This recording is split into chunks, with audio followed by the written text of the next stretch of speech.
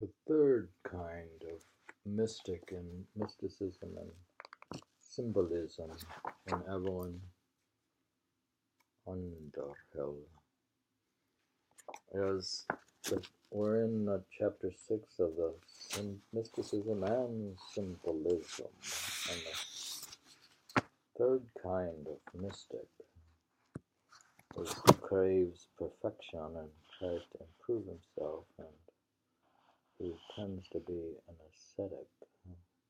We'll read about number 3 on page 67. We come now to the symbols which have been adopted by those mystics in whom temperamental consciousness of their own imperfection and of the unutterable perfection of the absolute life from which they longed has overpowered all other aspects of man's quest of reality. The, quote, seek and ye shall find, unquote, of the pilgrim, the, quote, by love shall he be gotten and holden of the bride can never seem as an adequate description of experience to minds of this type. All right, so the other types were the seeker who goes on a journey, and the other one was the one who's in love. This one is more.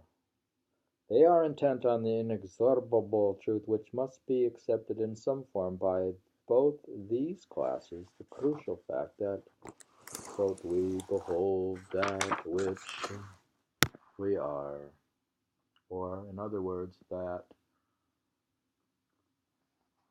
only the real can know reality, hence the state of the inward man, the unrealness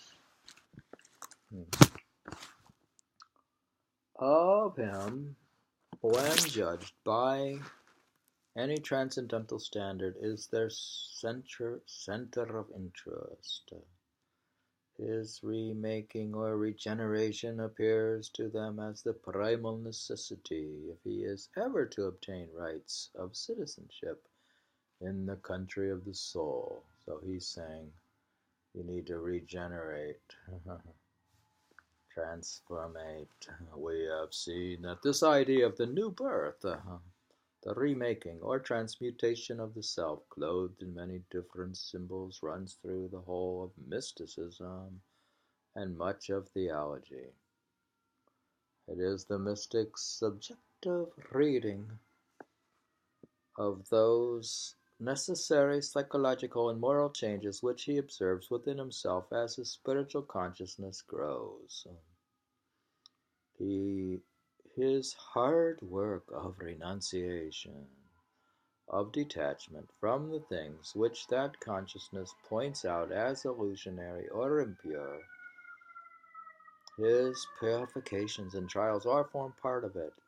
If that which is whole or perfect is to come, then that which is in part must be done away. For in what measure we put off the creature, in the same measure we are able to put on the Creator, neither more nor less. So this is like the ascetic's path, which a huge number are ascetic. Of all the symbolic systems in which this truth has been enshrined, none is so complete, so picturesque, and now so little understood as that of the hermetic philosophers or spiritual alchemists. This fact would itself be sufficient to satisfy us in examining some of the chief features of their symbolism. There is a further excuse for this apparently eccentric proceeding, however, in the fact that the language of alchemy was largely, though not always accurately and consistently, used by the great mystic Jacob Boehme, and after him by his English disciple William Law. Interesting, I didn't know William Law is like a disciple of Jacques Boehme. without then some knowledge of the terms which they employed, but seldom explained. The writings of this important school can hardly be understood.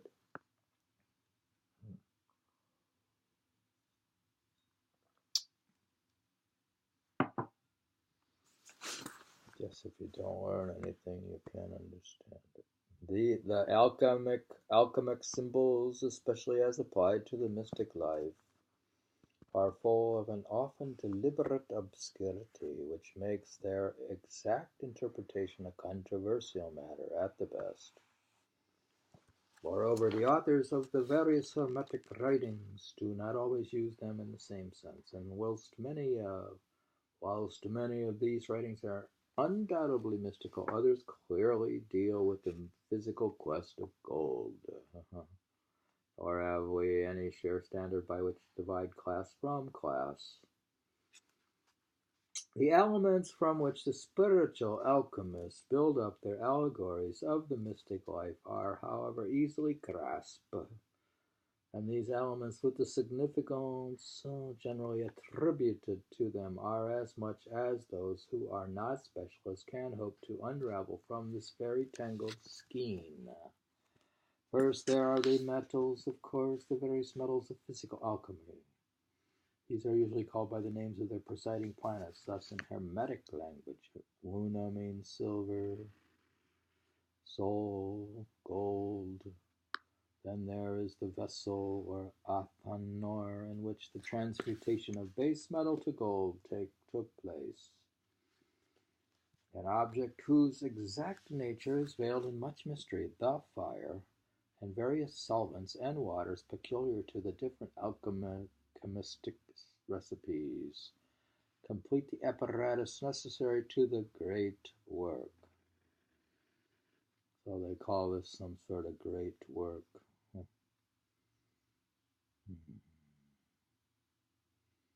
Alchemizing themselves. The process of this work, sometimes described in chemical and sometimes in astrological terms, is more often than not disguised in a strange heraldic zoological symbolism dealing with lions, dragons, eagles, vultures, ravens, and doves. This is like medieval alchemy, which, delightful in its picturesqueness, is unequaled in its power of confusing the anxious and unwary inquirer. That's true. Are you confused about it? I get confused when I study astrology or alchemy. I'm very confused. I know nothing about it.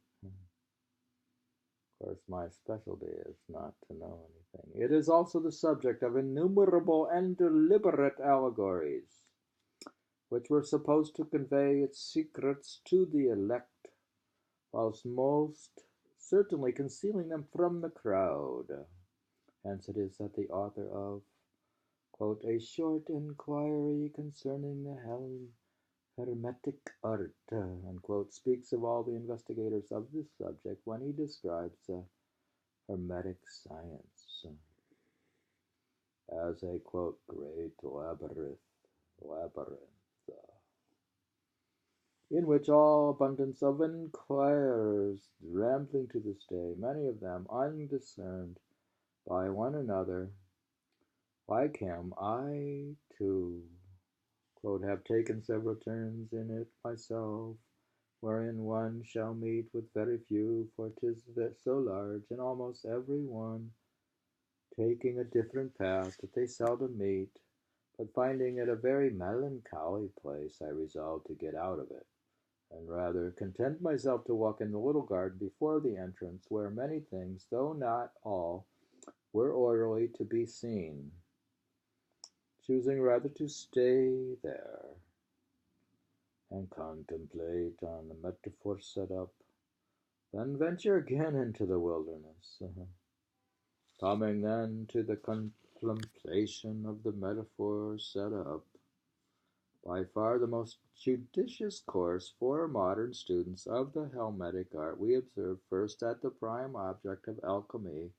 was held to be the production of the philosopher's stone,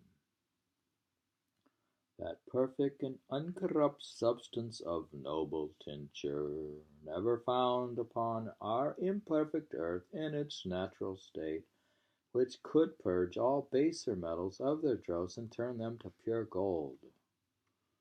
The quest of the stone, in fact, was but one aspect of man's everlasting quest of perfection, his hunger for the absolute and hence an appropriate symbol of the mystic life. I figured there was something like that. But this quest was not conducted in some far-off transcendental kingdom. It was prosecuted in the here and now, within the physical world. Gold, the crowned king, or soul, as it is called in the planetary symbolism of alchemists, was their standard of perfection, the perfect metal. Towards it, as the Christian towards sanctity, their wills, which said it had for them a value not sordid but ideal. Nature, they thought, is always trying to make gold, this incorruptible and perfect thing, and the other metals are merely the results of the frustration of their original design. Nor is this aiming at perfection and achieving of imperfection limited to the physical world. Quid superius secut quod inferius. Upon the spiritual plane also they held that the divine idea is always aiming at spiritual gold. Divine humanity, the new man, citizen of the transcendental world, and natural man, as we ordinarily know him, is a lower metal, silver at best. He is a departure from the plan, who yet bears within himself, if he could find it, the spark or seed of absolute perfection, the tincture which makes gold. Smattering I have of this philosopher's stone, says Sir Thomas Browne, which is something more than the perfect exaltation of gold, have taught me a great deal of divinity and instructed my belief how that immortal spirit or incorruptible substance of my soul may lie obscure and sleep a while within this house of flesh. This incorruptible substance is man's goldness. The symbolism here, right? His perfect principle, for the highest mineral virtue resides in man, says Albertus Magnus, and God may be found everywhere. Hence the persecution of this spiritual chemistry is a proper part of the true hermetic science. We had read about the third type of mysticism and symbolism up to page 69 in Mysticism by Evelyn Underhill.